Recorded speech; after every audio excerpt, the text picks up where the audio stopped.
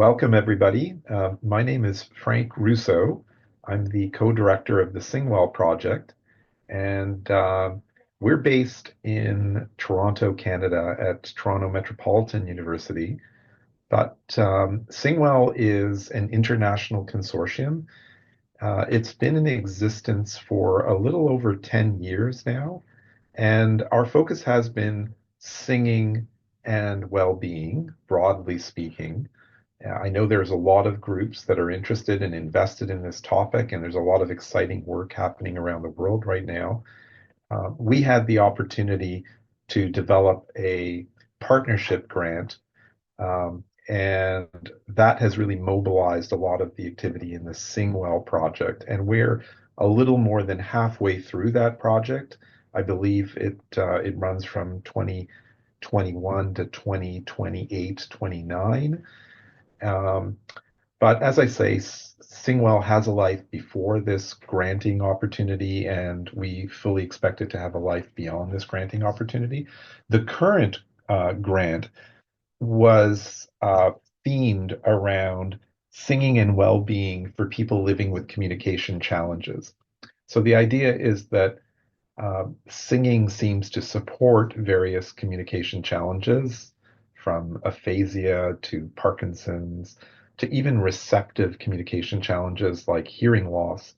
So, at the same time, these communication challenges seem to affect people's mobility. When people experience these communication challenges, they will self-isolate. So it seemed like an ideal lens to look at singing through. What is it doing for people's communication abilities? What is it doing for their overall well-being?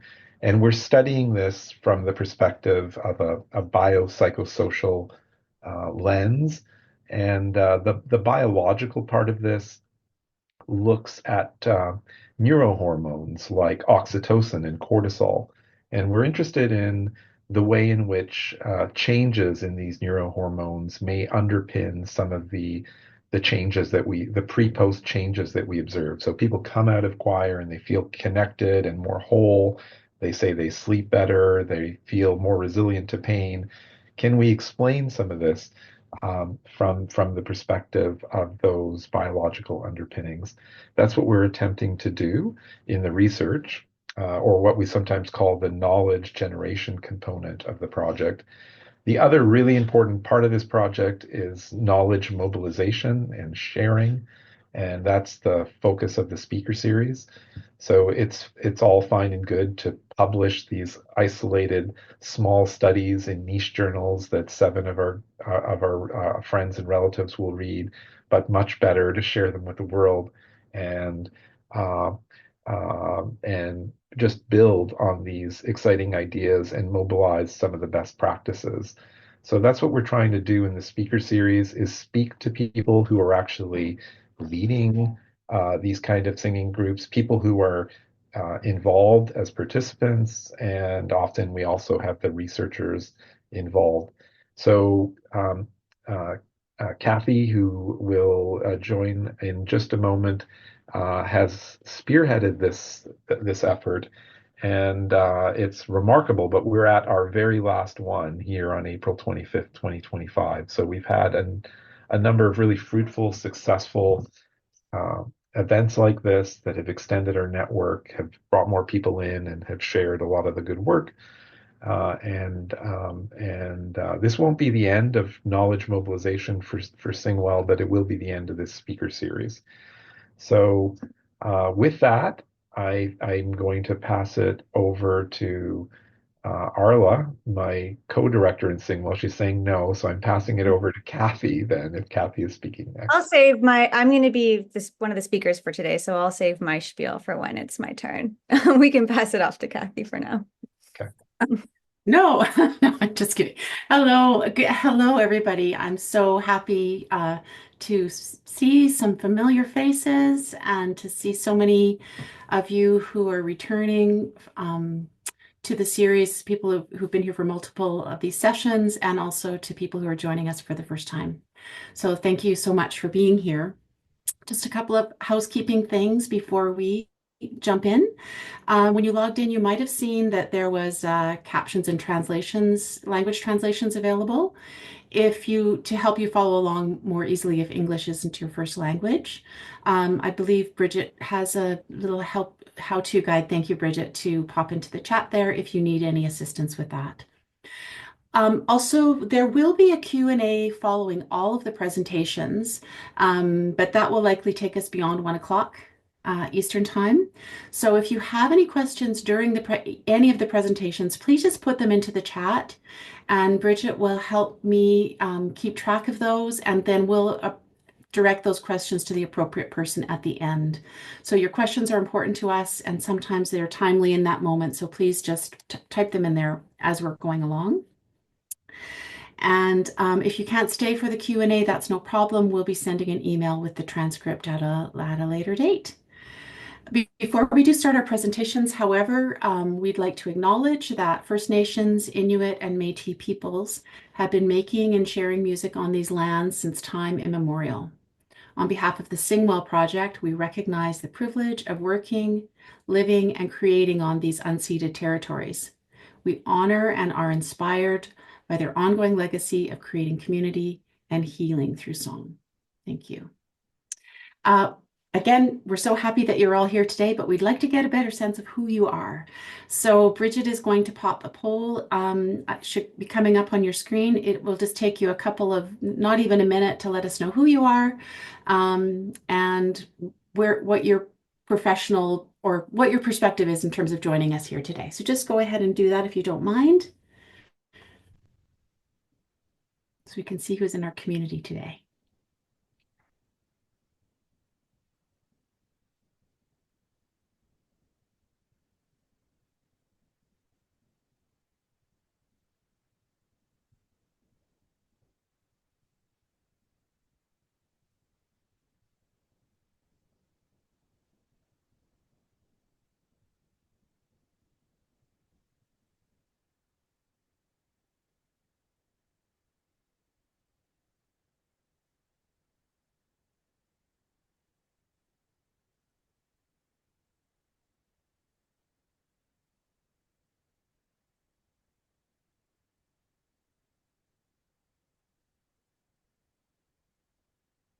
Hey. Just as we're getting those last couple of answers in, once again, it looks like we've got an amazing cross-section of people and interests and professional perspectives for this final session of this series. In the five sessions preceding this one, we've been looking at the vital intersection of research, practice, and experience related to group singing and its benefits for people with communication challenges, as Frank has already pointed out. Today, though, we'll be digging in for our final session. We're digging into what I see as the true heart of group singing, the creation of the social bond or community that comes about when we join our voices with others in song. Our wonderful panel will share their unique perspectives, scientific insights, and experiences to help us understand the power that group singing can have in people's lives. Each of these perspectives today, it's kind of fun, is being presented in groups of 2. Our researchers are Frank and Arla, who have already introduced themselves, but I'll tell you a little bit more about them if that's okay. In addition to being the principal investigator and scientific director of the SingWell project, Frank is also a professor of psychology and Sonova Senior Industrial Research Chair in Auditory Cognitive Neuroscience and director of the SMART Lab at Toronto Metropolitan University. Frank has made a considerable research contribution to group singing and well-being, and that has shaped the research landscape in Canada and around the world. And thank you so much for that contribution, Frank, and for what you'll do with us today. Arla, as you know, as she's been introduced, is the co-director and chief researcher of the SingWell project, and also an adjunct faculty member at Toronto Metropolitan University. Much of Arla's work has focused on understanding how group singing connects us in ways that makes us happier and healthier. More specifically, she seeks to identify and optimize singing-based interventions that can contribute to psychological and social well-being in a variety of different populations. And in addition to her considerable research contributions, I can speak from personal experience to tell you that she's also a very kind and inspiring mentor. So it's my pleasure today to welcome to this final session as presenters, Frank and Arla. Thanks so much for that warm introduction, Kathy. It's been an absolute pleasure working with you too. I'm going to share my screen.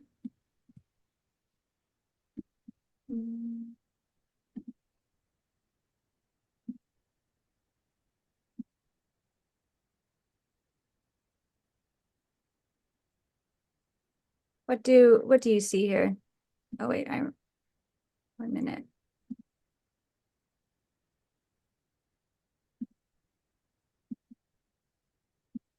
While Arla's getting the slide set up, we should also acknowledge the support of Choral Canada in making all of this come together. Thank you again. Your network is different from our network, and it's been great to collaborate on this speaker series. Okay, so today's session, the last session of our speaker series, we're talking about how to lead a singing group that promotes social connection. So this topic is, as Kathy mentioned, the heart of what we're doing here. It's the heart of SingWell, and it's the heart of my research. It's where I came from as a researcher, is asking questions like this. So I'm really excited to share some of my earlier work with you, where I was looking at what it is about singing that promotes social connection. So joint music making is a component of social and cultural rituals around the world. We see it drumming, dancing, chanting, and we see this throughout history. So this is a vulture bone flute that was found, it's thought to be over 40,000 years old. And singing and drumming can be thought of as even older, but these artifacts aren't preserved in the same way as we do see with this bone flute. So if singing is so ubiquitous, it's a global, and throughout history, I've always wanted to know why. This is something that has driven my research. And one evolutionary theory that I find really compelling is that it is replacing what our ape ancestors were doing when they were grooming each other, that it was a way to form social bonds. But when humans, the communities of humans grew to be too large, and too complex for individual one-on-one grooming, instead movement synchrony took its place. So when we move together, we're forming social bonds the way individual grooming did. So how does it work? When we're moving together, like thinking about bees in a beehive, that it's a collection of individuals that are functioning as a whole. So our individual boundaries blur, a collective identity takes over, sometimes called we-ness. This feeling of I don't know where I end and you begin. When we're moving together, we feel alike. And this creates a cooperative, collaborative group that was needed for our survival. This keeps moving forward before I'm ready to advance it. So the idea here is that when we're moving together, we're bonding, and it's leading to a different type of group boundary. So this cohesion of the group. Some examples we can see of movement synchrony. We see it in chanting. We see it in army marching that's creating that same kind of collaboration. And of course, group music making. But I want to note here that synchrony does not need to involve gross motor movement. We can see it together when we're singing. So when we're breathing together, our head and our faces are moving together and our vocal tracts are moving together. So there's this remarkable amount of synchronous movement when we're singing together as well. So what is the research telling us about movement synchrony? So some of the studies I'll present today, some of them used music and some of them used something as simple as a metronome to generate movement synchrony across participants. The first study I'll share is a really simple study that had participants tapping to a metronome with an experimenter, either in synchrony, asynchronously, or they tapped alone. And then they rated the experimenter on likability. And what we see is when they were tapping together, the participant liked the experimenter more. And we see these same kinds of results for liking each other, for trusting each other, for feeling rapport, for feeling similar. So it's as simple as tapping along together. This is the ice-breaking effect that I'm going to explain. This is actually why the speaker series came about. Is Kathy was saying we need to explain these types of research findings to choir directors or group singing leaders so they understand what's going on here. So I'm going to explain the ice-breaking effect. This was done in 2015, Pierce, Linné, and Dunbar. They used, in this top right corner, you'll see this is called the IOS, the inclusion of other and self scale. And it's like increasing circles overlapping between self and other. So the first one would be a rating of 1, where the self and other don't overlap. And number 7 would be almost full overlap of self and other. And they compared 2 different groups, crafts and creative writing, which they call non-singing, and then a group singing. And they compared before and after at months 1, months 3, and month 7. So those are the 3 time points. And what we see on the left-hand side here, the empty box, the white box is before and the black box is after. We see it incrementally going up. They are becoming closer, feeling more connected with each other, even in crafts and creative writing. But in the group singing, this first time point here, month 1, we see this big jump of feeling connected right after that first session. And then the incremental increases in social bonding after. So what the ice-breaking effect, what this study is telling us is that singing offers something unique for rapid social bonding, that it can break the ice really quickly. It's not to say it's the only way we can feel connected with other people if we're meeting up with them every week, but there's something special about it when we're singing together that connects us quickly. We also see changes in our willingness to cooperate and to engage in pro-social behaviors. So this study, what I'm showing you the results from, was a study done with kindergarten age kids. And they had 2 different types of activities, a non-musical activity and a musical activity. And then they looked at the kids playing a game together in pairs. And the game could be played either cooperatively, a mix of cooperative play and individual play, or just individual play. And what we're seeing here is, well, we see that females are more likely than males to engage in cooperative play. So that's the white bar. You see it's bigger for the 2 female lines. But for both genders, musical priming, following musical priming, individuals engaged in more cooperative play. And these are just kids. So this is happening at a really early age, that music seems to be priming cooperation. This is one of the studies that Frank and I did together. So we were wondering whether it's something about cooperation that's priming the cooperation. If we're playing cooperatively, we're going to engage in more cooperative play, or if there's something special about synchrony.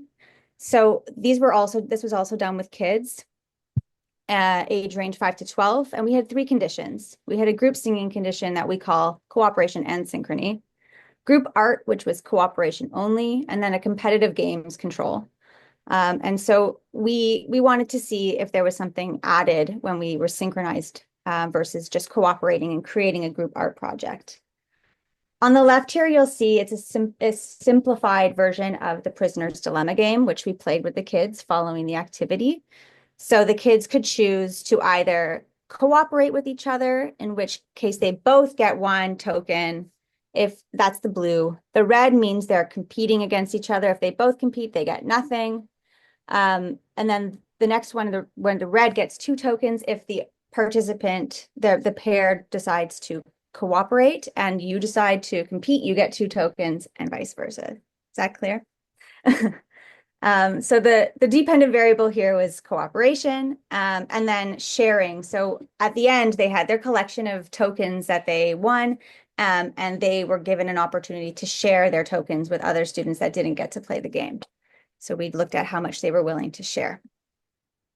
And what we see is the singing on the left-hand side here with the cooperation.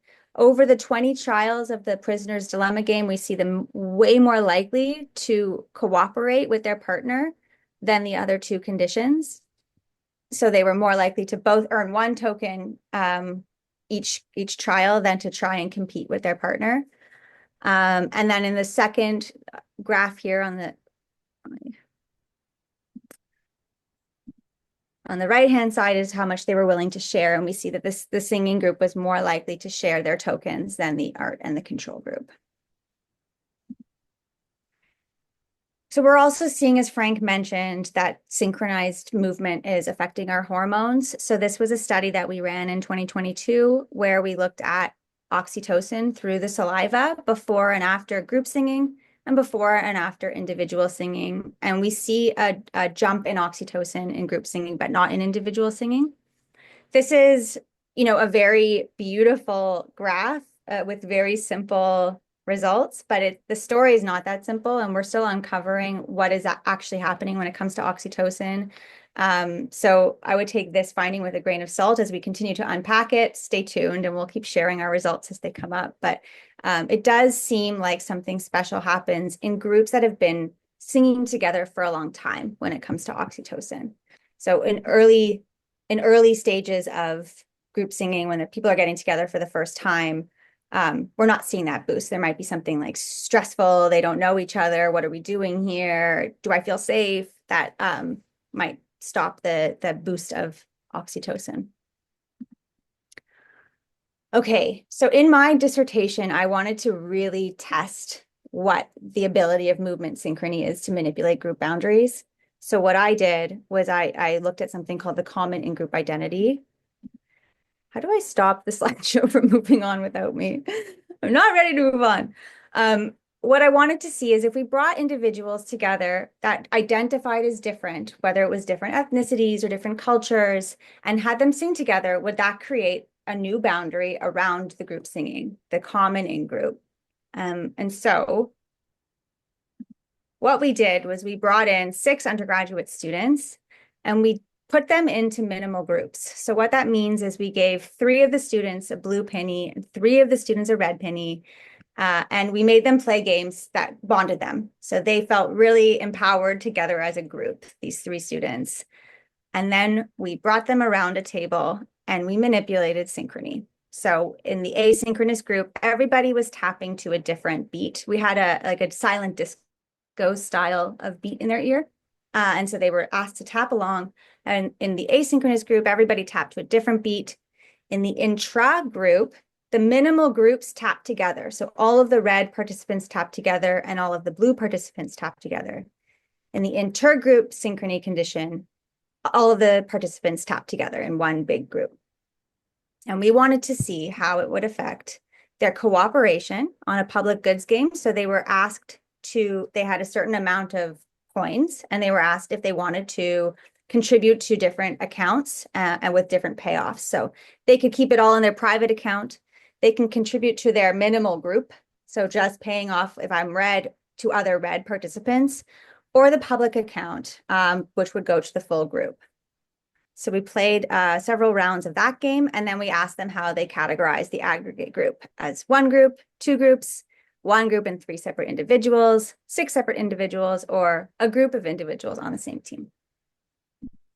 And what we found in the contributions for the public goods game, so the contributions to the public account, we see those that had intergroup synchrony. So when all 6 students were tapping together, that's when we saw the number of tokens to that full group the highest.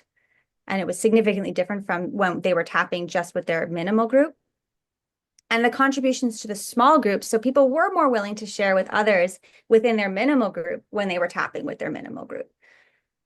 So that you could strengthen your group boundaries by tapping together, whether that's with your individual group, your minimal groups, or with your broader common in-group identity, as we call it.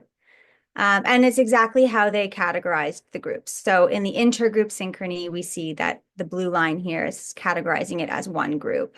The intra-group, they categorized it as 2 groups. And in the asynchronous group, they categorized it mostly as individuals.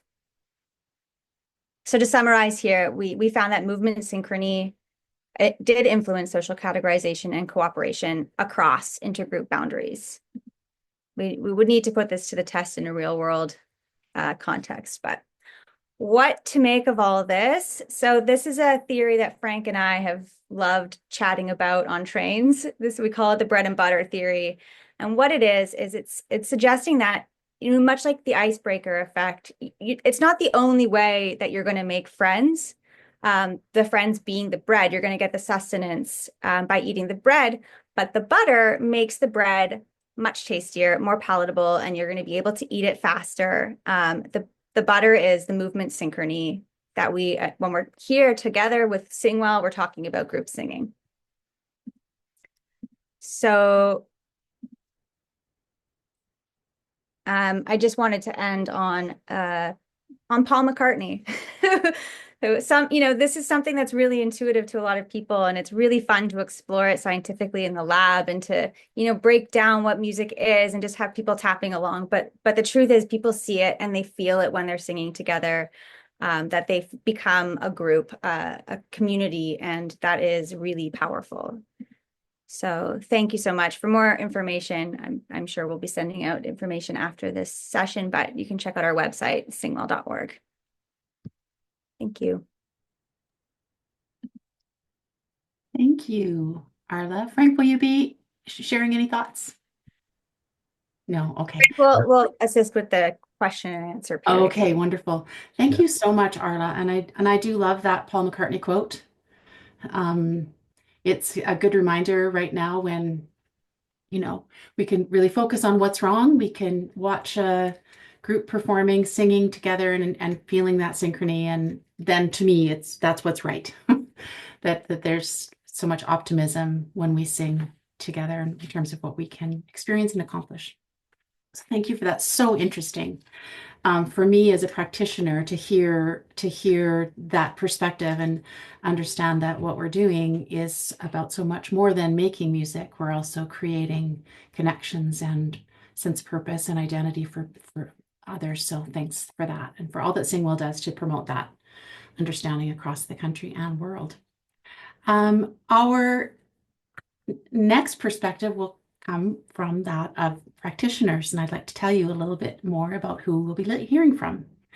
Dan Jensen is the co-founder of Singable. Am I saying that correctly? Singable? Yes, okay, thank you. Which is a multi-generational community choir for singers of all abilities and experience levels, based in Canmore, Alberta. Dan is also a retired news reporter who currently works with the Camrose Association for Community Living, an organization that provides support for people living with disabilities.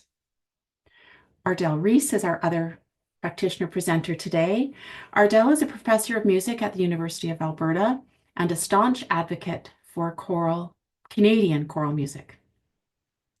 She has conducted choirs of all ages in public school settings, post-secondary settings, and in community settings as well. And I can tell you as a very highly respected and beloved figure in the Canadian choral community. And that is evidenced by a long list of local, provincial, and national accolades for her work. And she is also a researcher, which I'd like to tell you more about, but I'm also limited on time. Along with Dan, and in partnership with the University of Alberta and Camrose Association for Community Living, Ardell established Singable to allow people of all ages and abilities to experience the transformative nature of group singing in an inclusive community context. And we're really pleased to welcome you both into this space today to offer your perspectives. Dan and Ardell.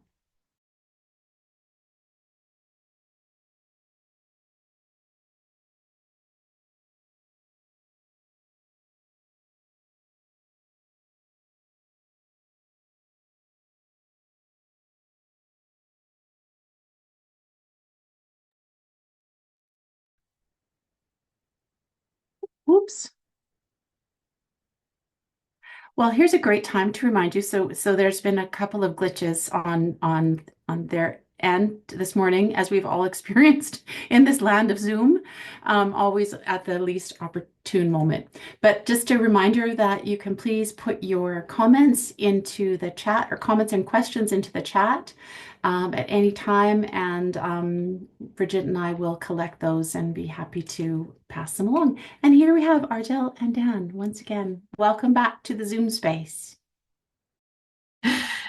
Thanks so much, Kathy. I don't know how much we missed because the university connection seems to be a little unstable, but we'll hope for the best. But are we there?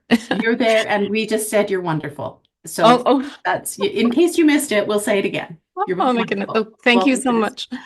Thank you so much for the very kind invitation. And we're just going to share our slides. Can you all see that okay? Okay, and I just need to do one more thing here. Okay, and perfect. Okay, so rats. I'll try this again. Okay, you can see me okay? We can see it just fine, Ardell. Thank you. Okay. I'm great. Okay, so we're just so delighted to be here, and in sharing our lived experience with SingAble, our multi-generational community and inclusion choir, and also just to be presenting together with Arla and Frank and talking about social connection is really it fills the heart to the brim. And just to situate ourselves here on Turtle Island, Julia, Robin, Dan, and I live in Camrose, a small city in Treaty 6 territory in Alberta. And so just to kind of get ourselves so that we know what we're doing today in terms of order, we are going to, Dan and I, the co-founders of SingAble, are going to talk a little bit about SingAble at its source, how we all got started, and then just very briefly skim through the theoretical frameworks that underpin SingAble, and then have a portrait of what we do, and then Julia and Robin will give their participant perspectives, and Dan also as a participant. Good. So I'll just begin with my story, and we're still there. You can still hear us. Yes, we can hear you just fine. And Okay, perfect. Okay, so when I guess it would be now in 2013, as a director of choral activities in a university program, I found myself diagnosed with an autoimmune disease that affected all of the joints and tendons in my body. It's an inflammatory disease, and it really affected my mobility. And so I was forced to reconsider my career as a choral conductor. And so while I was kind of trying to make sense of how all this happened, I then was thinking about what it means to be marginalized and prevented from participation in musical activity that we love. And so it really made me so aware of what it means to have a disability. And so that was when I began to think about lifelong, holistic, inclusive musical practices, and was noticing inclusion choirs across the country and thinking, maybe this would be something that we could have in Camrose. And so at exactly the same time, Dan, who is our Oilers fan here in Camrose, he was working for the Camrose Association for Community Living, and he was thinking about having an inclusion choir here as well. So I'm going to pass this on to Dan to give his serendipitous perspective.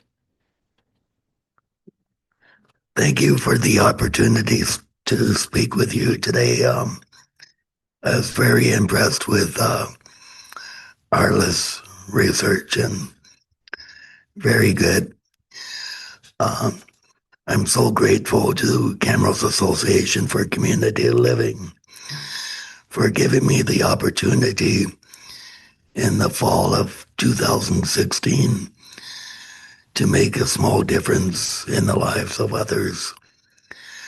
I proposed the idea of an inclusive choir to the CEO of Camrose Association for Community Living and to Ardell after seeing firsthand how much the people I was supporting enjoyed action-type songs during their church friendship classes.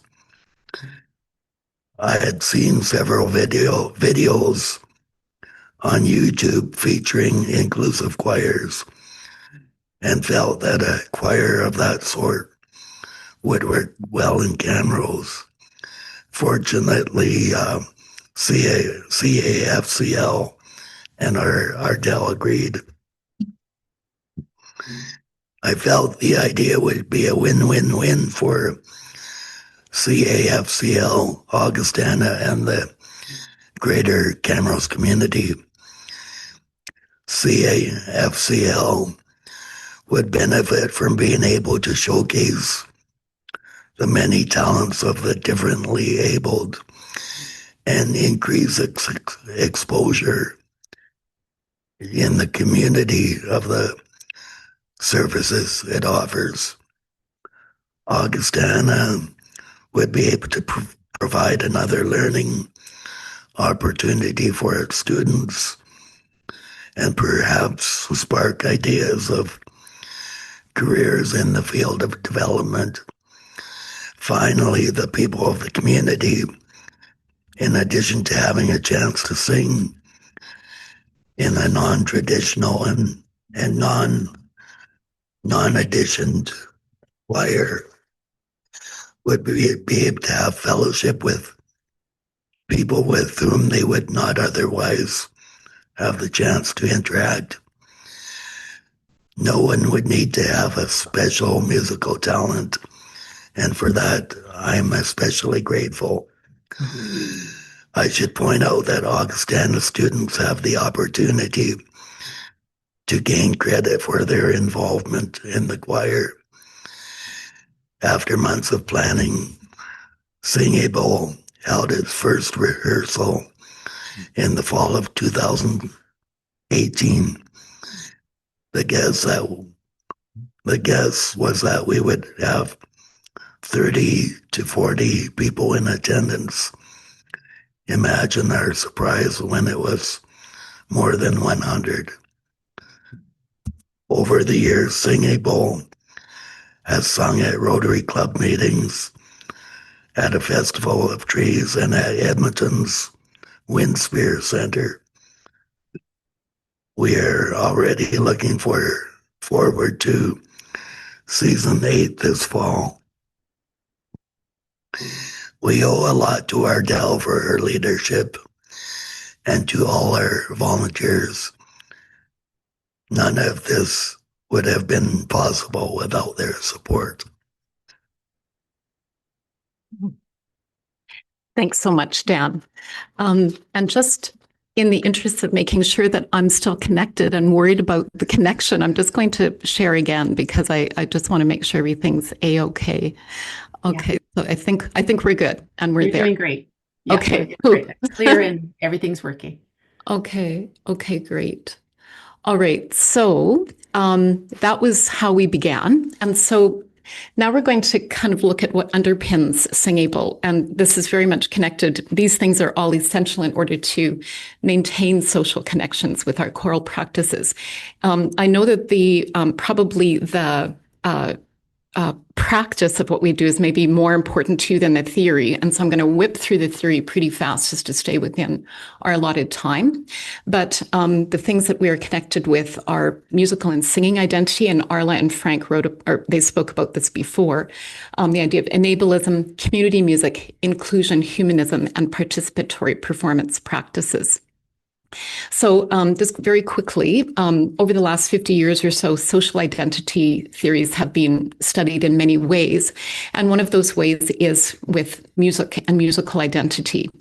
And so the framework with SingAble is, with any choral group and with any of us who engage in music, we all have this idea of how music defines us, or actually what our music self-esteem would be, our music self-image. And oftentimes when we think about that self-image, it can be about actually more what we are not rather than what we are. And so as I began to delve more into musical identity, I thought about singing in identity because we are so intimately connected with this voice of ours, and it is such a vulnerable, precious, irreplaceable instrument. So I looked at singing identity in exactly the same way that musical identity has been looked upon by these British researchers. And so we think about how singing defines us, or then about our singing self-esteem, how we are, what we are in singing, and oftentimes it can be what we think we are not. Oh, I only sing in the shower. Oh, I cannot sing. So with Singable, the most important thing is that we nurture positive musical and singing identities, as it creates a secure personal foundation for lasting social connection to take place when we are in a choir.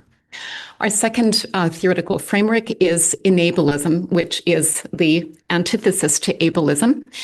With ableism, that is most, when we think about ableist practice, that is most often with traditional musical practice, where there's lauding and applauding for the gifted or the talented, reverence in many ways, hierarchy, audition, and competition. And so with our Singable framework, we're thinking about everything as participatory, inclusionist, devoid of hierarchy, audition, and competition, and we celebrate and accept all abilities.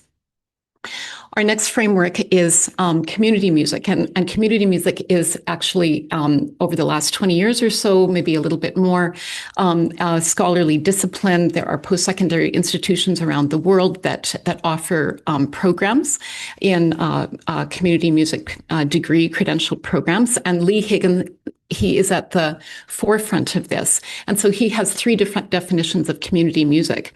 And the one that he actually adheres to the most, especially in these scholarly disciplines, is an active intervention between a music leader and participant. And then within community music, some of the characteristics of successful programs, it's celebrating the right and ability for all to make music, accessibility, creating confidence. The social growth is as important as the musical growth within these groups. Lifelong learning, variety and diversity enriches the community, and also making sure to welcome the disenfranchised and disadvantaged. In terms of inclusion choirs, Deanna Yarachuk at the University of, Wilfrid Laurier University, she's, I think her dissertation was on the topic of grappling with inclusion in a choral context. And so her definition in a choral context is to provide opportunities to participate, to be recognized, to be respected, and to belong. Just in terms of the types of inclusion choirs that we find, there's all kinds of things that exist around the world that are so fascinating in and of themselves. And also in Canada, we're so proud of the inclusive choral movement that is happening from coast to coast to coast. And I've just listed a few here, and I know that there are some that I've missed, but anyway, there are many here. Our fifth framework actually has to do with Jean Vanier. And for those of you who are familiar with Jean Vanier, he was posthumously divested of relationship to these L'Arche communities that he established in the 60s. And L'Arche communities are societal microcosms that bring together individuals with and without disability. And so he wrote about leadership in that context. And one of the things that he said, I would urge leaders to develop their abilities for listening to people who are different. And our final framework is participatory performance. That is a definition here from Thomas Torino, an American professor of musicology and anthropology. And so this is a practice where there are no artist-audience distinctions, only participants and potential participants performing different roles. And the primary goal is to involve the maximum number of people in some performance role. So now we've got, I think, 2 or 3 minutes left, and so I'll kind of whip through what's happened with Singable. We are multi-generational. We welcome individuals with all abilities, regardless of socioeconomic status. Our choir is free. We've built connections between the university and community, non-compulsory attendance, and our mantra is, we love to sing because we are able. And as per Torino's context, we do not perform in a traditional sense. We make sure that everything is participatory. So when people invite us to sing, everybody sings. And so we host communal activities. We celebrate World Singing Day in October with the community, the solstice and Christmas season in December. We celebrate Music Therapy Awareness Month in March, and then we also do a lot of collaborative activities in terms of composition. Our psychoacoustic, our musical objectives are like any other choir in lots and lots of ways. And then we have our psychosocial objectives, and both of these are equally important. The idea of community building through voice building. In terms of practice and pedagogy, I learned so much from watching Carol Bynon and with her intergenerational choir project in London, Ontario. I went out and spent some time observing what Carol did. She's a real pioneer in this realm in Canada. And so the idea is when we have such diversity in our groups, predictable rehearsal structure, repetition and clear routines, an opportunity for everyone to share, to have a voice. We give them voice. We don't dominate our voices. And then, of course, there's the all-important pre- and post-rehearsal social time with snacks. And so we have great connections, obviously, at the university with our undergraduate students, students with music education interests, psychology, kinesiology, and speech language pathology. We have both undergraduate and now, as of this year, graduate students at U of A Augustana, and we offer credit for the students to take the course so that they support SingAble and integrate with community. We've got teaching assistantships that we hire students and undergraduate and graduate student research opportunities, and we provide community service learning credit and student volunteer opportunities. So now in the next 30 seconds, or maybe a little bit longer, if I can grab it away from You're fine. You're fine. We had a technology glitch, so you get a great okay. Grace Okay. period. We have 6 or 7 seasons that we've gone through. I'm just going to flip through some of the things that we have done that have highlighted that actually have been real foundations for bringing us together as a cohesive group. In our first season, we did a collaborative composition project to compose our anthem, the SingAble song. And if you do focus in on that QR code, you'll hear a recording of our song that we recorded at the end of our first season.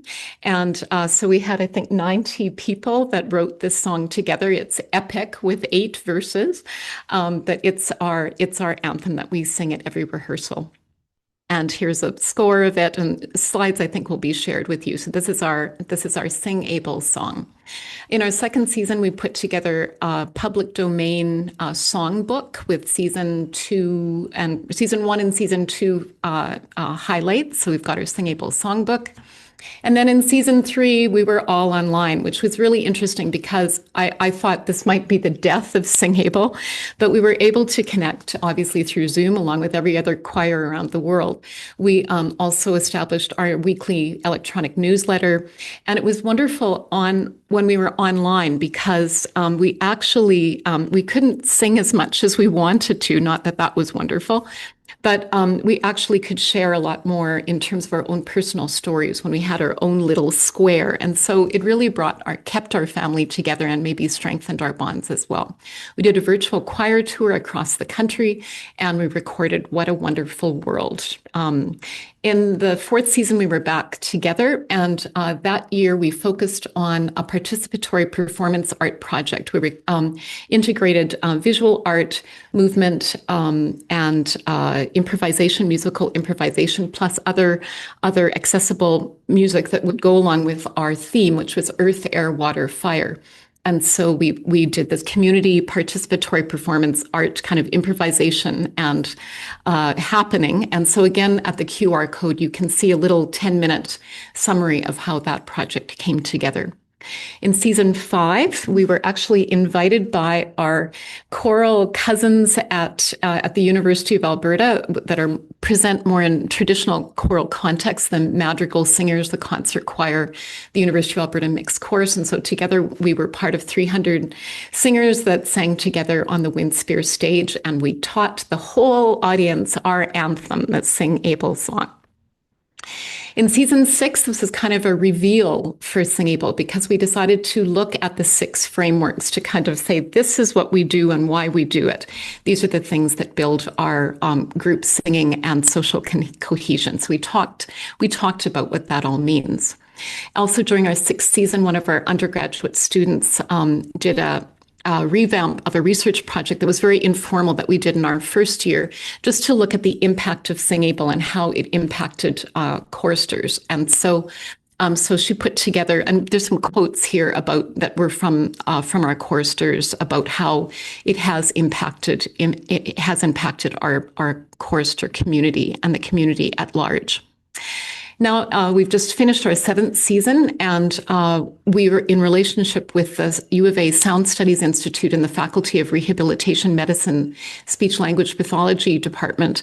We are developing adaptive and assistive communication devices that would help individuals who have more limited capacity vocally or are nonverbal. And so we're just in the process of designing things that will work to add to our fabric of our SingAble texture.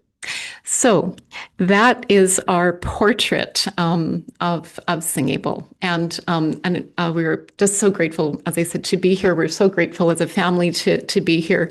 It takes a family to raise a child, and so here we are. And so now you'll hear a little bit from Julia and from Robin, and thank you so much. Thank you so much. What a beautiful story that tells about the power of it, really, that builds so much on what Arla has shared in terms of the community that is built. And then you bring along that intention in terms of those frameworks that you so thoughtfully reflected on. And I'll just say very quickly that this non-compulsory attendance choir typically has about 50 people in attendance every week. And Camrose is a beautiful community. It's not a massive community. So that is, I think that really says a lot about what you have created together. So thank you for sharing that. It's amazing. Okay. I would now like to introduce our final presenters. Robin Good, who is a chorister at SingAble and also the CEO of Camrose Association for Community Living, which we've heard a lot about. It's such an important organization. Thank you for all that you do. Robin started working in the field of disability services more than 30 years ago. So I'm looking at Robin and thinking she must have started her career when she was about 9 or so as a frontline employee. She's very passionate about travel, the outdoors, and helping people to live their best lives. We're happy that you're here. Also here is Julia Fourie. I am so pleased to welcome you here today. Julia is a lifelong singer whose passion for music has defined her journey in her life. Not only does she rock the drums and vocals in her school band, she's been performing with SingAble since 2019. Julia's puts her heart and soul into every note in a choir community that she says soothes her soul, melts away her worries, and connects her to others. Music isn't just Julia's hobby, it's her life. And we're happy to have both of you here with us today to share your perspectives on participating in the SingAble choir. Thank you so much. We're so thrilled to be here and really, really excited to be part of this amazing project. So as you already heard, my name is Robin Good. And as a SingAble chorister, I've had the privilege of experiencing firsthand the profound impact of this wonderful program. Like you said, my career started over 30 years ago. And so as a frontline employee supporting youth and adults with developmental disabilities, over the decades, I have had many opportunities to witness outstanding work and also truly inclusive environments. Having said that, SingAble stands out as a unique and transformative experience, both personally and professionally for me. I should start by saying I am not a singer. I have never considered myself a singer, unless, of course, you count belting out songs in my car to the radio. And so being part of SingAble has completely changed my perspective on the power of music and its incredible ability to build community. You don't have to be part of a gifted group to experience the joy and the benefits of singing.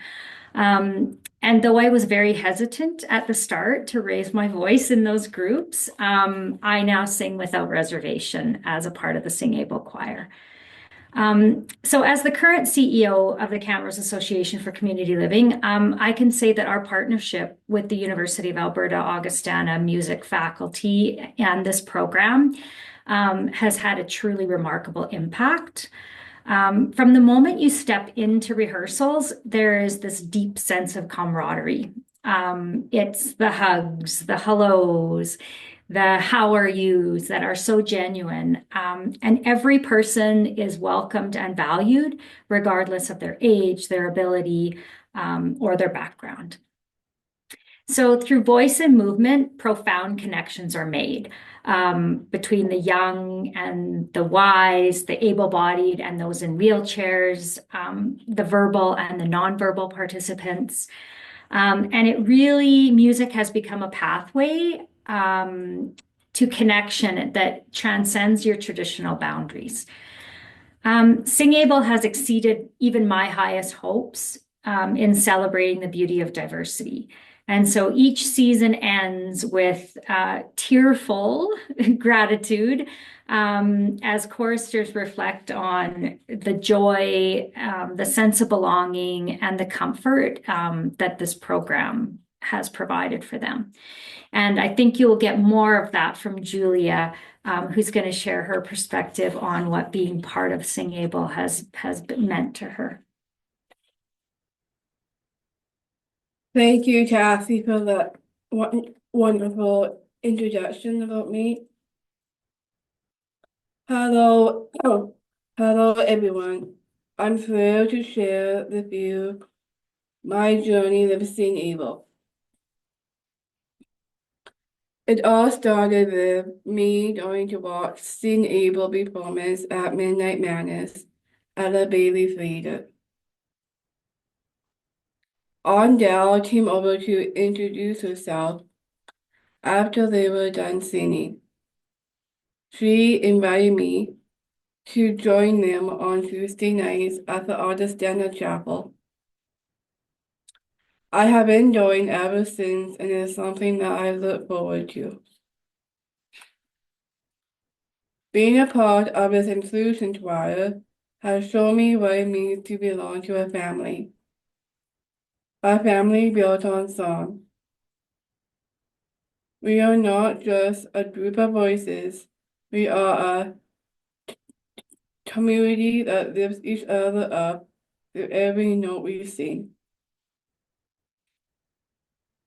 The more we sing together, the more we feel the power. From my very first rehearsal, I felt the magic. This choir isn't about labels or limits. It's about joy and unity, just like our theme song states. We love to sing because we are able. Both words are more than lyrics. They are a promise that no matter who you are, where you come from, or what challenges you face, your voice,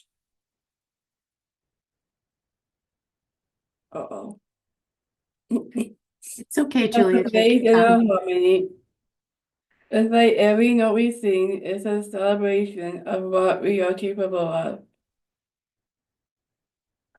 Music is more than just a passion.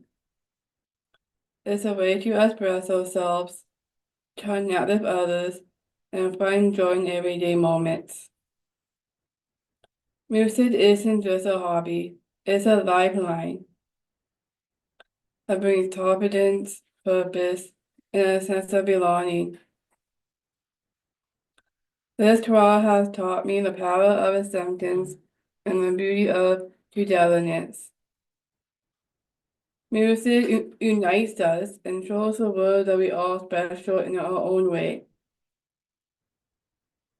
Music has a way of bringing us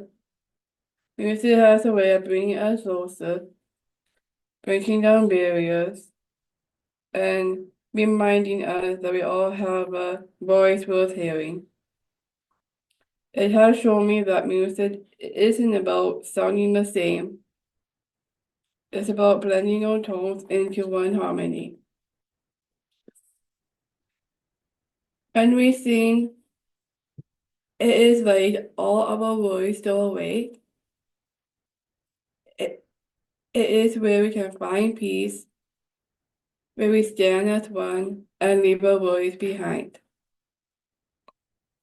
When we sing, we are a team. We help each other and we grow. And it's not about being the best singer.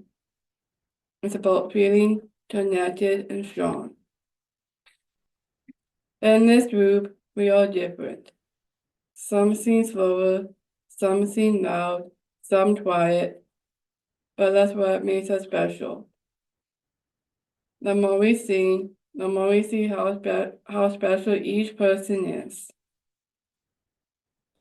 It's like a party for our differences, and it makes us stronger. We hear each other's voices, and it builds a bridge between us. Last inclusion. Everyone gets to be a part of it. I am so thankful for SingWell. It has been a real gift. It is a place where we can all shine, connect, and just be ourselves. I taught it my SingWell family because that's what it feels like. A group that cheers for every voice and celebrates every step we take together. So that's why I love group singing. It brings us together, makes us feel good, and shows the world that we're all special in our own way. Let's keep building this practice one song at a time to celebrate everyone's uniqueness and make a more inclusive world. SingWell gave me a place to belong, and I'm so happy for that. Together, we prove that no matter who we are, we have something special to share, and that's a melody we'll sing forever.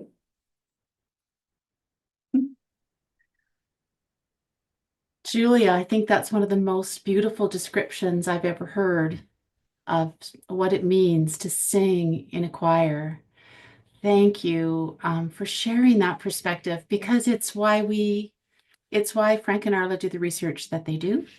You talk about the moment where all of your worries go away, and Frank and Arla help us understand what happens within our biopsychosocial systems that can help explain that.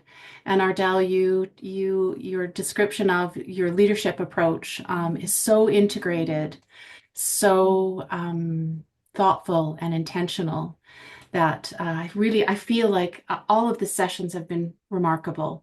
But this really brings all of those things into real focus for all of us who are in this space, or in any space making music or researching music or facilitating music. It just really is such a really profoundly important overlap of all of those experiences. And you summed up our final session, Julia, so beautifully. Confidence, purpose, and belonging. If what we can do each in our own box can facilitate that, and understand how that can be facilitated, and understand what happens within our bodies when those things are occurring, I mean, that's pretty remarkable. So thank you to SingWell for bringing all of these things into focus for us in each in our own perspectives and our own interests in this powerful thing called singing together. Really appreciate that. And I will stop talking now. I'm just so moved by what everyone has said here, and the integration of all of that knowledge and experience just coming into such beautiful focus in the SingWell group. Thank you for that. And now I will stop talking and see if there are any questions. If those of you, I mean, we're a little past the hour, so some of you have already, well, maybe have already left, and then I don't need to talk to you. For those of you who have to go, then that's fine. For those of you who are able to stay and ask some questions, that would be fantastic. So if you do have questions, either just unmute your mic or put up your hand, or put them into the chat.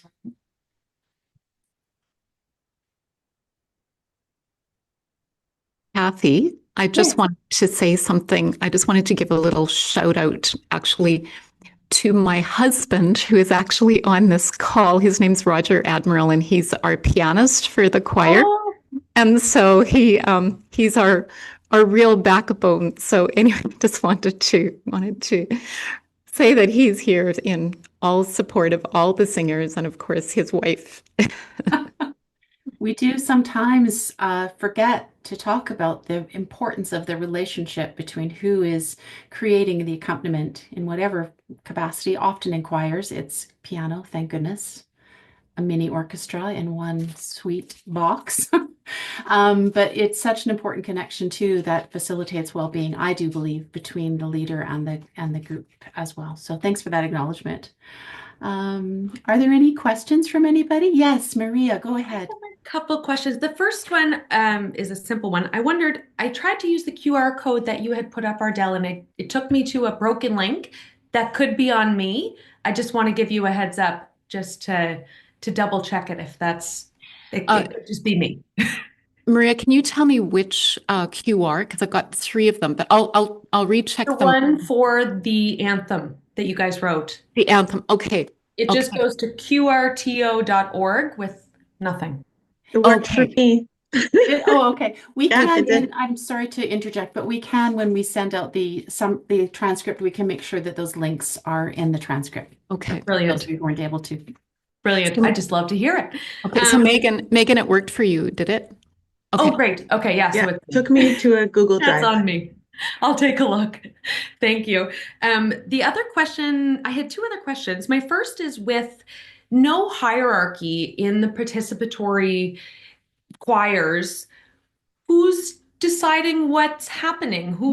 Is there a leader? How does it work when there's no hierarchy? Who's selecting music? Things like that. I think when I say there's no hierarchy, it's a bit wishful thinking. Okay. I mean, obviously I'm the director of SingAble, right? And so, I do decide on the repertoire and the themes and whatever, but we do a lot of, like, I would have to say from my experience potentially with more traditional choral ensembles, that there is much more unstructured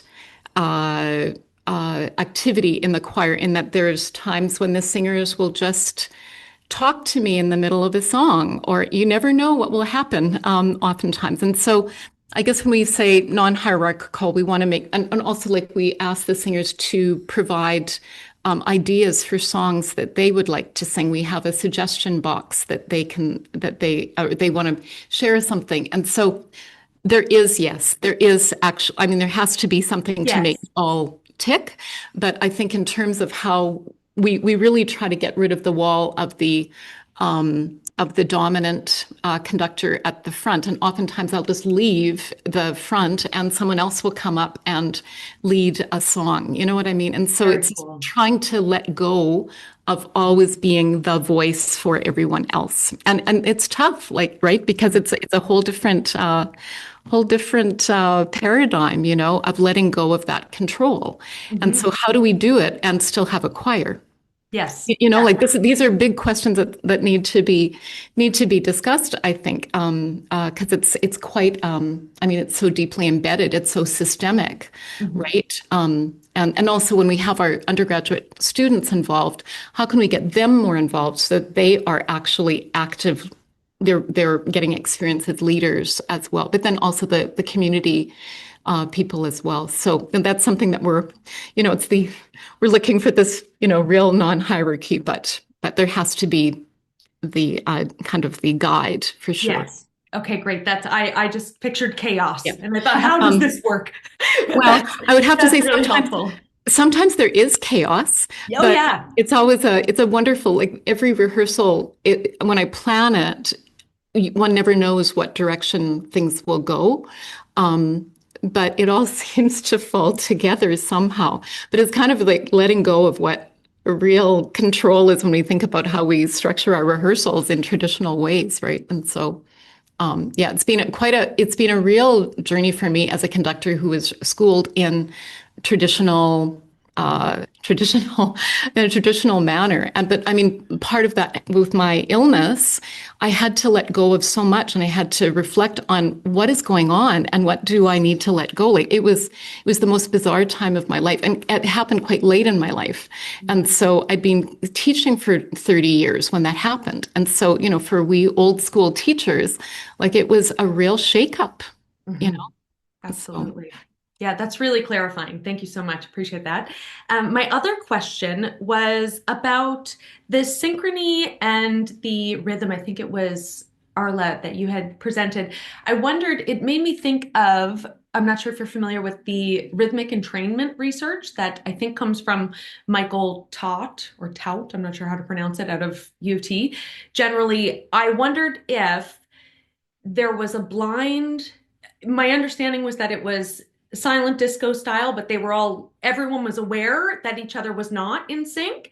So because I know the research of the rhythmic entrainment also has pretty remarkable cognitive, it's pro-cognitive in different ways, and there are some different emotional sort of wellness aspects that come out of individual rhythmic entrainment. So I wondered if you had a blind control of rhythmic entrainment that wasn't at a table where everyone could visibly see that we are not synchronized. Therefore, to answer a questionnaire or whatever it was that you did to gather that data, if there was a control group that could separate rhythmic entrainment from synchrony. Does that make sense? Frank, do you have insight on that?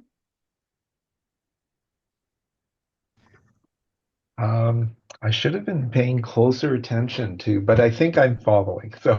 So rhythmic auditory stimulation is like that's a practice in music therapy that Michael Tout has done a lot of research on. Um, but the practice is older than Michael Tout's research, Oh, yes. and the whole concept of rhythmic entrainment goes back at least 60 years. Um, what happens when we're presented with a regular rhythm is that our the neurons in our brain will fire at the pulse rate, and so they will adjust the phase of the firing so that they're in synchrony with the pulse rate, and and it can facilitate movement. And there's also this dopamine release, and it feels good. So I think what you're saying is that maybe some of the positive effects we could be seeing could be due to this um, entrainment and this dopamine release. And that's certainly possible. But what I will say this is not the perfect experiment to deal with separating out the effects of rhythmic entrainment from synchrony. But what I will say that is that there was a condition in that study that Arla explained where um, you were in training to a rhythm. So you still had potentially the benefits of rhythmic auditory stimulation, but you also would have realized that you weren't in training with those other people around you. Um, so that's a bit of a jumbled response, but I am very confident that the positive effects, like the oxytocin release, um, the social connectedness, are not due to rhythmic auditory stimulation. Um, Even if we just take that one study that Arla presented where you're singing on your own or you're singing with the choir, there would have been the same amount of rhythmic auditory stimulation, but it was only when you're singing with the choir that you got that oxytocin release. Mm-hmm. Well, Yeah, because it's the sort of a more communal. yeah, yeah. But the rhythmic auditory stimulation was present in both cases. So, that's a point of evidence to say that the effects are not driven by rhythmic auditory stimulation alone. Like Yeah. the benefit of rhythmic auditory stimulation is it coordinates the motor system. It allows us to move fluidly when we have challenges moving fluidly. So it's helpful in Parkinson's rehabilitation, in aphasia rehabilitation. But these kinds of social effects we're seeing are quite independent of rhythmic auditory stimulation. If it wasn't for rhythm, it would be hard to synchronize. I don't know how we would do it, Mhm. but the effects cannot be explained by rhythmic auditory stimulation alone. Yeah, thank you. That clears some of that up. Appreciate it. I have a question I'd like to I was going to ask as well. It's kind of a nerdy music question because sometimes we talk about beat and sometimes we talk about rhythm, and they're two different things. For sure. So I wondered in those groups, the intergroup, and the asynchronous group, if there was a tempo difference that really, if obviously maybe the asynchronous group isn't such a great, I think, but was there sort of an ideal tempo where that, I think, entrainment that Maria is talking about really kicked in, where we go, oh, that's sort of this natural pulse that we respond to. I just wondered if that was factored into the research, or if that's something that would be worth looking at down the road. No, we didn't manipulate the tempo. There is a, like, from the perspective of the brain, which is not the final decision maker here in what is the best tempo for synchrony, but from the perspective of the brain, tempos between about 80 beats per minute and 150 beats per minute lead to the maximal neural entrainment. Um, but I think that the tempo that you decide probably depends on the characteristics of the population you're working with. Right. Thank you. Thanks, Frank. And the type of outcomes you're looking to achieve, because something we're starting to uncover now is just about how different types of music might lead to different outcomes. Like if you're looking for, decreased stress, relaxation, that's going to be a different song choice than the kind of ecstatic, upbeat. So yeah, what you're going for with your group is a choice you need to make. Mm-hmm. Thank you. Yes, Luis. You'll just need to unmute your mic, please. Sorry, yeah, now.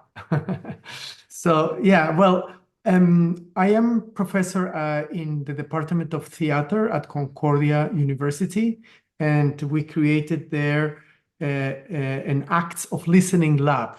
And I can, all I want to share now is that we created a community choir that's called the Listening Choir, and it was to bring together the Colombian community well, basically because, as you probably know, there was a peace agreement in Colombia in 2016, and the Truth Commission of Colombia wanted to gather statements from victims who live abroad. And we created a community choir, which is called the Listening Choir, to create a space for members of the community to come together and share difficult stories of displacement. And so I just want to say that, well, I'm fascinated by this community. And well, you share, when you talked about the SingAble choir, the practice or the steps to lead a community choir. And one of them was the opportunities to share musical ideas, right? And I'm curious about that because obviously, it's a complete different context, but in the community choir that we created, and the choral director who co-directed it is here also in these chats today. Pilar Jimenez, she's here. But so one of the problems we had was that, obviously, because it became also political, what songs to sing is like a question about the repertoire, and that created tensions at times. So I was wondering, first, did you experience, or do you experience also tensions, and how do you manage the tensions in the choir? Yeah, great question. That's a wonderful, wonderful question. Like our anthem says, or this is one strategy, which is maybe not the most direct strategy. We talk about being without label. And so I guess what is slightly different from our context than yours is that we are so broad, you know what I mean? We have children, we have adults, individuals with disability without, and so we tend to do just kind of this, we come together with on fairly neutral ground when it comes to messaging in the music. We try to pick primarily secular music, and like, you know, certain kinds of folk music or whatever that perhaps wouldn't. And also when it comes to faith-based music, that can also be, we've had some people that were very offended when we sang We Rise Again of the Rankin Family, because there's the reference to reincarnation. And so what we did is we took the text and we put a word in that would be a little bit less offensive for that particular belief about reincarnation. So we've had to amend the text sometimes with some of these songs. But then also we were just at a meeting a couple of weeks ago where someone was asking us about LGBTQ and how we deal with sexuality, and say Pride Day or whatever. And so we try to acknowledge, but perhaps not go too deep. And maybe that sounds like a bit of a cop-out, but we try, like some things we talk about in depth, but also it's kind of reading the crowd, you know what I mean, to see what we think, but then also encouraging people to say exactly, there's nothing wrong with tension in lots of ways too, right? When we're thinking about what's happening with our current Canadian election, right? I was thinking we need to have a choir rehearsal on Monday before we all vote and see if we're, anyway. But just like there's nothing wrong with discussing the difficult things as well, you know? But when there's trauma involved too, like that's a whole other thing that one has to be very sensitive with. So I'm not sure if that really helps, but we do want to encourage people to bring the music that they identify with and honor that music in a way that we can. So we allow, you know, as much, you know, whatever time to speak to whatever perspective these people are coming from, but making sure that they feel like they're being listened to. And I love the name of the choir, the listening choir, because sometimes that is the part that we ignore, is listening. We sing as much as we can, but how do we actually train the listening and listening to other perspectives that may be different than ours? So I'm not sure if that helps, Louis, but yeah, it's a wonderful question, and we all deal with that actually, in some ways, with no matter what kind of choirs we have too, right? There's you know, with our undergraduate students and our choirs here, like they're coming from all different places, you know. But we need more conversations like this, you know, so that the choir becomes the microcosm for harmony, like on a societal level in so many ways too, right? But that's wonderful that you're doing that. Thank you. Yeah, it does help. Yeah.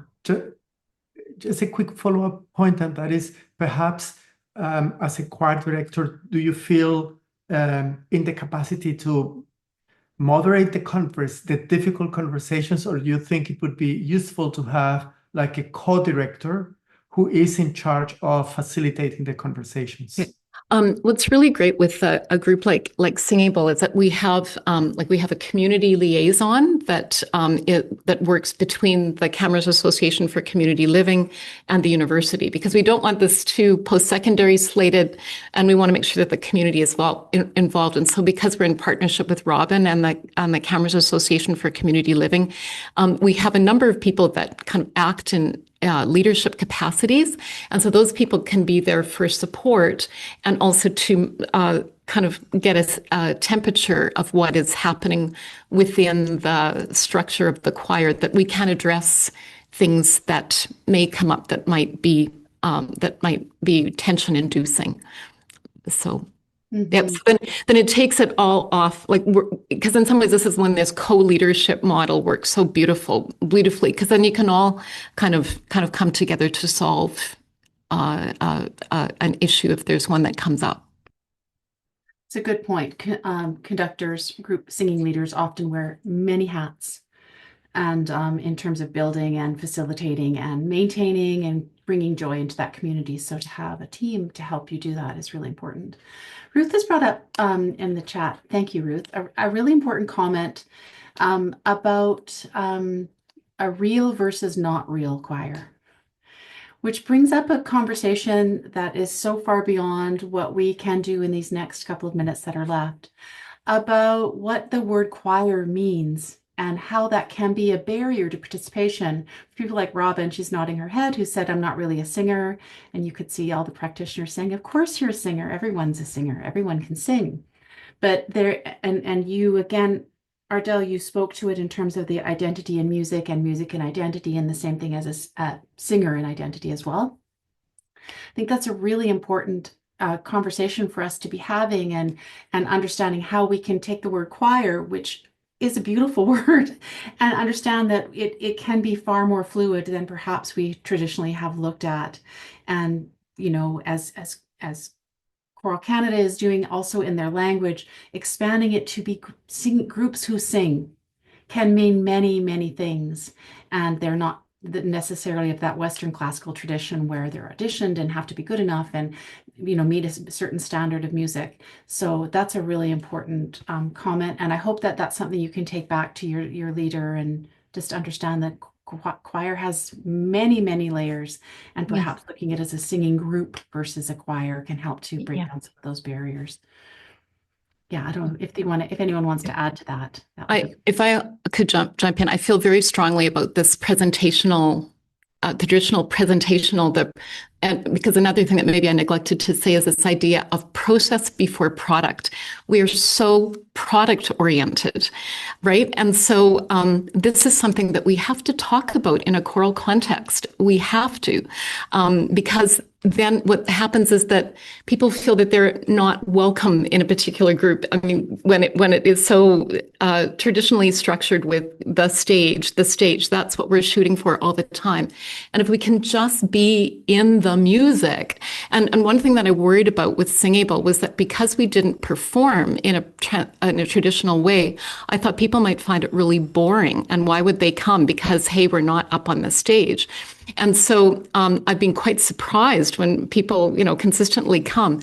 But then when we did go to the Windspear, and when we were invited to be at the Windspear with part of the other choir programs that are more traditional in terms of their concert seasons and whatever, I thought, how is this going to sit with our singers? Because it was kind of like we went from 0 to 60 in that, or 0 to 100 kilometers an hour, if we're thinking whatever system. But because we go from not performing and then suddenly we find ourselves on the Windspear stage. But I told my choral colleagues at the U of A, I said, if SingAble is invited, we are singing with people. We are not going to sing. We want to, this is the way that we do things. And that's when we taught the audience our SingAble anthem, right?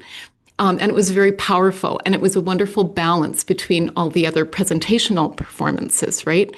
So there's room for this, but this is our culture. We're so focused on the product. It has to do with capitalism. It has to do with commodification. It's the whole bit. But then the singers were so excited that they were on the Windspear stage and they loved it. And so that's something that we have to, I have to look at as well. Like maybe we do need to perform more. And because yes, I do get that as well. The idea of, oh, is that a real choir? Is it not a real choir? You know? So it's a beautiful conversation to find, you know, a place to find ourselves in when we're sharing these perspectives. You know, I really enjoy investigating and just finding ways that we can have satisfying experiences that don't have to do with, you know, conjuring up performance anxiety and all those things. I mean, they're big questions in our musical society. And I 100% agree. All the heads were nodding. Process over product. The real magic, we talk about the magic of singing with others, happens when we're working on music, when we're creating music together.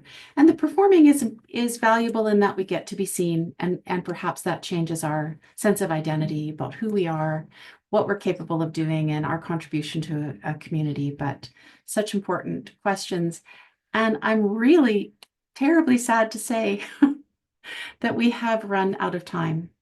However, if you have more questions, please email them to us. Sorry, that is my puppy in the room. I apologize for that. Email them to us at SingWell. It's just, can you maybe Bridget, if you could just put the email in the chat and people can copy it if you have. There will be some follow-up. Thank you, singwell@torontomu.ca. If we will be sending some follow-up to this wonderful session to ask you for your feedback, to let you know about some other studies that SingWell is doing that we're inviting participation in as well. Thank you again, Frank and Arla, for creating SingWell so that we could have these conversations. It's been a real privilege for me to get to facilitate over these past several months. Thank you, Ardell and Dan, and thank you, Julia and Robin, for your contributions today. It's all a big, beautiful picture. And when we get to hear the voices that make up that picture in one space, it's pretty remarkable for all of us. So, and thank you, Choral Canada, for your enthusiastic support of this whole series. It's been really great. Thank you for your just for being so willing to be engaged in something that is so key to group singing, and also getting new perspectives out there about what we're doing and why we're doing it. And thank you all. That's all I have to say. Arla and Frank, is there anything you want to say to wrap up? Of course, Kathy, a big thank you to you for spearheading this. It's been such an important speaker series, like the sharing of our work with the communities that can use the information, and gathering information from the communities, the questions, and just hearing the different perspectives. So we're so grateful for this project that you took on. So thank you, Kathy. Bravo. My pleasure. Thank you so much. Thank you so much. Great work. Thank you. Frank, is there anything you want to add before we say goodbye? No, I'll just echo. Thank you so much, Kathy. It's been a real pleasure. A great job pulling perspectives together, and thanks to everyone who contributed to making all of this possible. Thank you all. Wishing you all a wonderful weekend. Yay, it's Friday. And everyone just be well. And thanks again for your support and contributions. Yeah. Bye, everybody. Thank you, everyone. Bye-bye. Bye. Thank you.